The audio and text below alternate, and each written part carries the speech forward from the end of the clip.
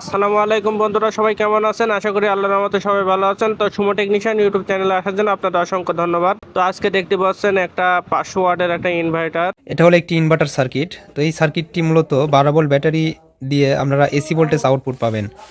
অর্থাৎ এখানে 12 volt battery line দিলে এখানে সরাসরি এসি ভোল্টেজ পাওয়া যায়। এগুলো বিভিন্ন ধরনের ওয়ার্ড লেখা থাকে গায়ে, যেমন এটাতে লেখা আছে 2000 ওয়াট। তো এটা কিন্তু 2000 ওয়াট লেখা, এর ভিতরে কিন্তু এইটুকু সার্কিট দেওয়া। তো আসলে কিন্তু এটা 2000 ওয়াট না, এত ওয়াট আসলে এটাতে লোড দেওয়া যায় না। এটাতে 500 ওয়াট পর্যন্ত লোড দেওয়া যাবে। এগুলো বেশি দিন লাস্টিং করে না। 1000 ওয়াট লোড দিলে দেখা যায় মসফেটগুলো নষ্ট হয়ে যায়। তো এইগুলো নষ্ট হয়ে গেলে আপনারা কীভাবে রিপেয়ার করবেন? প্রথমে এটা খুলবেন, খোলার পর দেখবেন যে ভালো করে ফলো করে দেখবেন যে এই আইসি বা কোনো কম্পোনেন্ট পুড়ে গেছে কিনা। অনেক সময় দেখা যায় যে 2 লাইন শর্ট হয়ে গেলে এই সাইডে স্পার্ক হয়ে লাইনগুলো পুড়ে যায়। তো আমরা এই সার্কিটটা যে ফল্টের জন্য আমরা খুলে রিপেয়ার করলাম, এটাতে ছিল হচ্ছে যখন এই ব্যাটারির লাইন দুইটা কানেকশন করা হয় তখন লাল এবং এই যেখানে নীল দুইটা ইন্ডিকেটর বাল্বই জ্বলে থাকতো, আর এসি আউটপুট হতো না।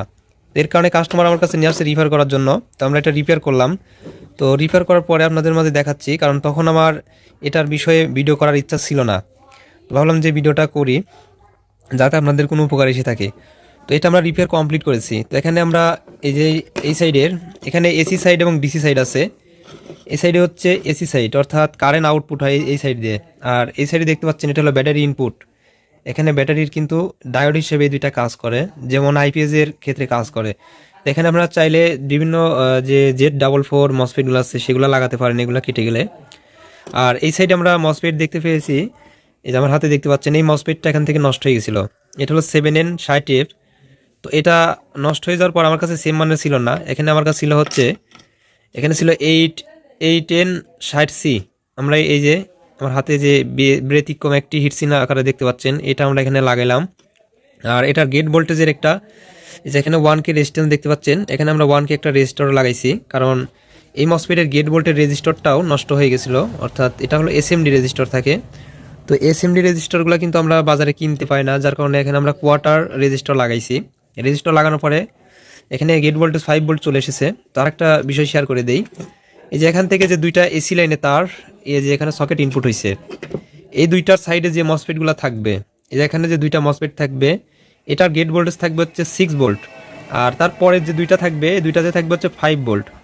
এখানে কিন্তু মসফেট লাগানোর আগে গেট ভোল্টেজ অবশ্যই চেক করে নিতে হবে, তারপর লাগাতে হবে।